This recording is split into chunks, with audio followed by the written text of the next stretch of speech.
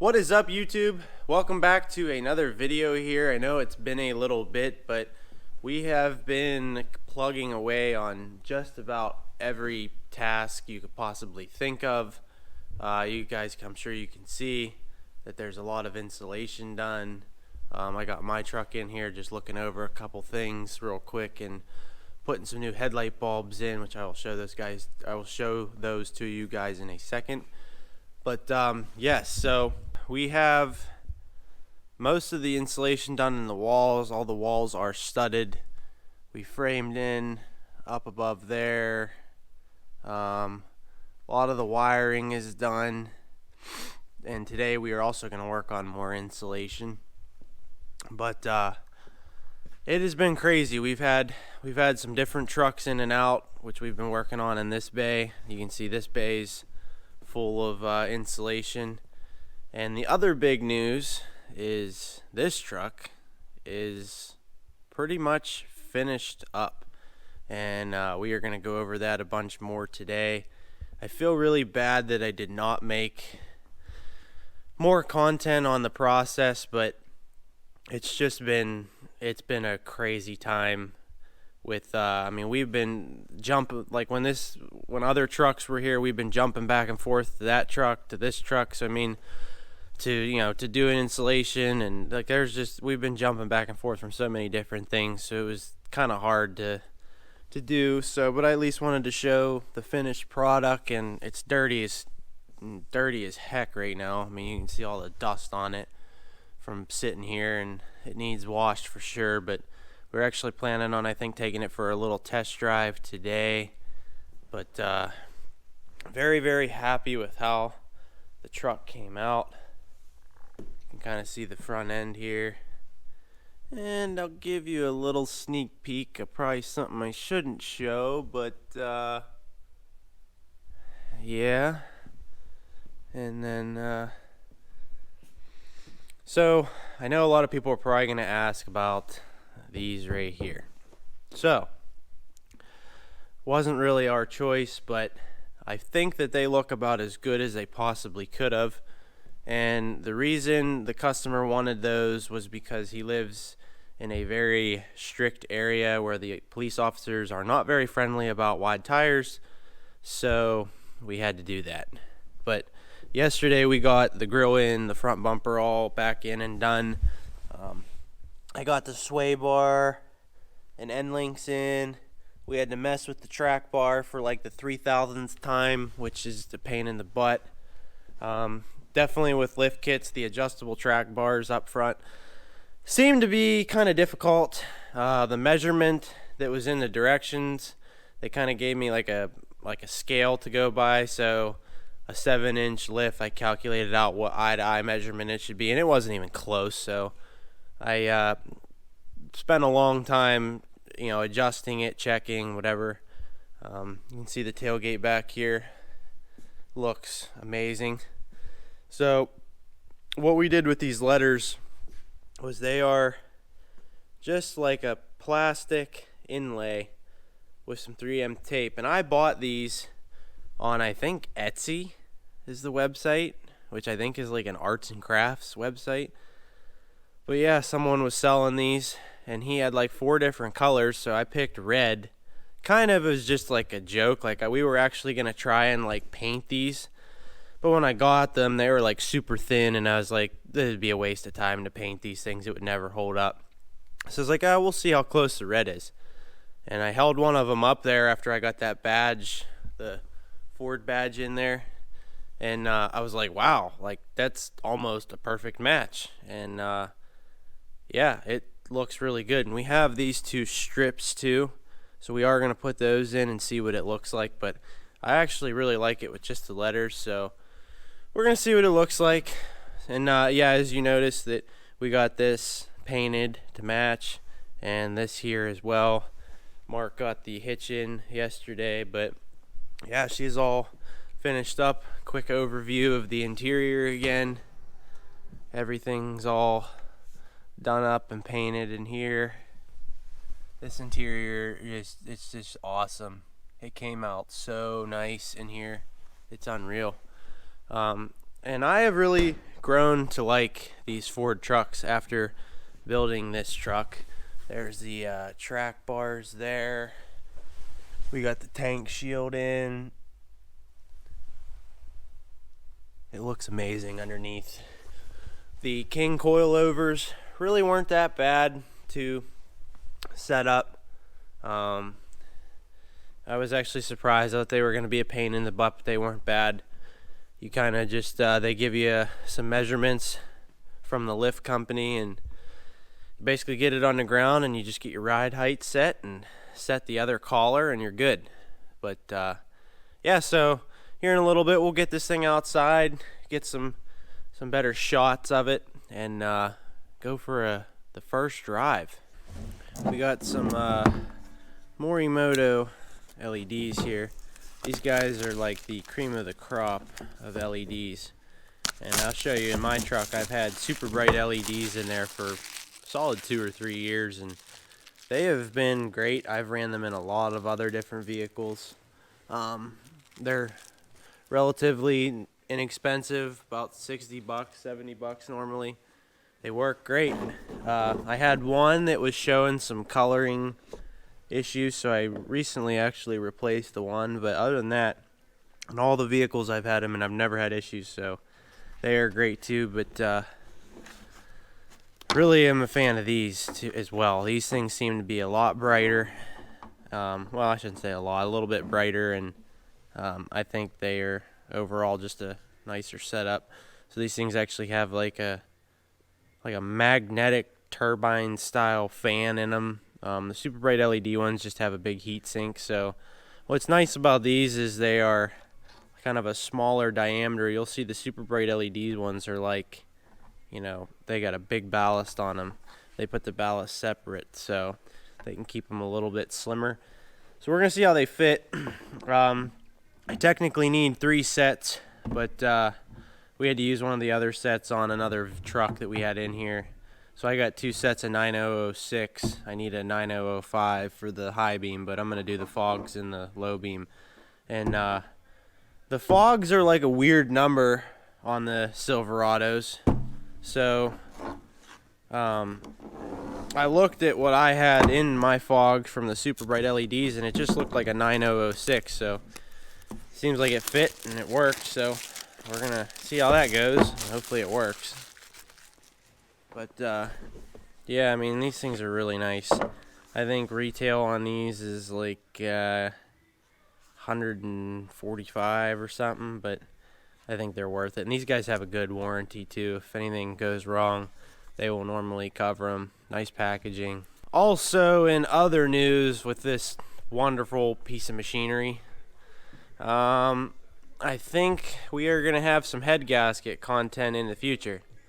So as most of you guys probably know, I have the built trans tuning on this truck, so the max effort tune's 230 horsepower, and it runs pretty awesome on that tune. And I normally don't really drive it on that tune very much, but the other night I had some fun and was doing some pulls, and the next day that I went to drive it, I noticed that some coolant was blowing out on the frame over here and whatnot. So I felt the hose, and the hose was hard as like that. So kind of basically decided to just take this cap off, and I bet I lost a solid half a gallon or so out of the overflow until the pressure bled off.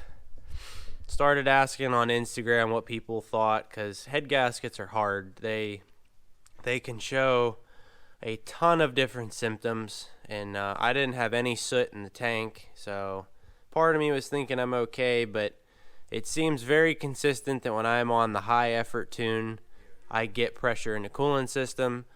So a lot of people are thinking, including myself, that on the max effort tune, it's lifting the head a little bit and getting some pressure in the coolant system. Driving it on any of the other tunes or just normal driving it, once you bleed the pressure off, it doesn't really come back. It's just when you run it hard. So I'm going to kind of take it easy on it because I don't really want to do this too soon. But as soon as we get this place done, we we got to makeshift the driveway to go out over onto that concrete pad over there. I think when all that's done, the shop's done, we get lifts in here, the walls are done. I will probably pull this thing in, and we are going to pull the motor and hopefully pull the transmission at the same time, because as I don't know if I don't know if I've said this yet, but we got to get the trans back out of this thing and take it all apart and just fix a couple little minor things. That's a story in itself, which we will get into that when the time comes. But a few very cheap little tiny pieces that apparently I didn't need, which I do need, and the transmission works fine, but it would work a lot better if I had these pieces in there. But I guess Suncoast didn't think I needed them at the time. We'll get into that. But so yeah, we'll do both of them at the same time. Then we'll drag the truck outside and hopefully put it over there so I can just have the engine and trans in here and take my good old time. And in the midst of probably working on other trucks and stuff. So yeah, that's coming in the future. So there's a comparison of super bright LEDs and Morimoto. I don't know what you guys are going to be able to see, but I don't know. I'd say they're actually a lot closer than I thought. I do like the Morimotos because they're a little bit more of a pure white, whereas the super bright LEDs are a little bit higher Kelvin. I think these are like 7200 and these are like 59. So those have a little more blue in them, so I actually like the Morimotos better. But the big thing I notice is fitment. So you can see, like, that's the high beam and a super bright LED. You can see how big the ballast is on them. Whereas if you look at the Morimoto, actually you might not be able to really see, but it actually fit a lot better. You can see that I had to cut out some plastic there before for the super bright LEDs, but Morimoto actually fits a little bit nicer. It's nice. So they do fit in these trucks just a little bit better. Let me turn the lights on. I was wrong on the fog lights. 9006 did not fit. I could have swore that's what those were from super bright LEDs that I made fit in there, and they fit pretty good. But I was wrong, so I got to figure out what bulb those were, because Morimoto doesn't have whatever bulb this actually is for these OEM fog lights. Morimoto doesn't make it. I didn't see it on super bright LEDs either. So we'll have to figure out what that is and go from there. But at least I can get the low beams done. So I just got done getting the low beams switched out, and so I wanted to put side by side here the two different bulbs, both 9006 bulbs, so you can kind of see the differences. I must say the Morimotos fit a lot better, not only just because they are smaller. You see how big this super bright LED ballast is. Not only but they are smaller, but like I'm talking like the O-ring and the actual thing that you twist in, and it's nice because this thing, I'm not gonna pull this one off, but well, I'll show you.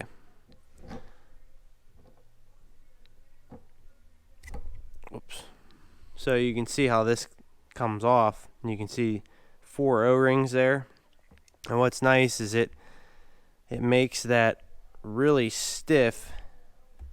But one thing I didn't like with these super bright LEDs is the way that you adjust the bulb. Like sometimes you'll twist the bulb in and it won't be, it'll be like this. It'll be a little crooked. I don't really like the way that these adjust. I've actually had them break and then they're like loose and kind of crappy. But with these, those 4 O-rings hold this thing on there real tight, and it spins easily, but it keeps it very stiff so that it's not going to move on you and all that. So like I said, overall much better fitting bulb all around, better sealing bulb. They put a nice big O-ring on there. It fits in there snug, it's not going to leak. So I always was a fan of these. I still am. They're good for the money, but they definitely show their price point. They're a little cheaper. quality wise too. But I am a new fan of these. I will probably run these in just about everything now. So definitely really like the Morimotos. Spent the last few minutes here doing the rest of the tailgate. I really think that brings the rear end of this truck together. I think it looks really nice. Is we just got really lucky that it ended up matching the way that it matches. So plans may have changed. It was raining outside, so if it stays wet, we might not be taking this for a drive today. But waiting for Mark and our buddy Evan to get here and do some insulation. So right now we are working on running some speaker wire, as you can see. That one's done. There's an outlet right here, so this is where the fridge will eventually go. And we'll have like the receiver and the amplifier somewhere above it. So we already ran one the whole way over into this corner here. And then we have one right there. And then we're going to run one over to here. And then one in this far back corner here. And then after that, then we will do some more insulation. So we got this back corner all done. I haven't time-lapsed anything. I kind of forgot we just started going. Well, we got back here done, and we have to put this lovely foil up across everything, walls, whole 9 yards, and it's a great time. Evan, how do you feel about this stuff?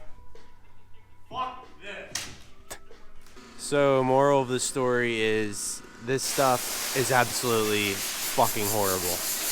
Terrible. We're gonna try and go this way tomorrow and see if it's any better, but this took like an hour, just this one little strip here. So, absolutely terrible. That's gonna wrap it up for this video today, guys. Thank you so much for tuning in.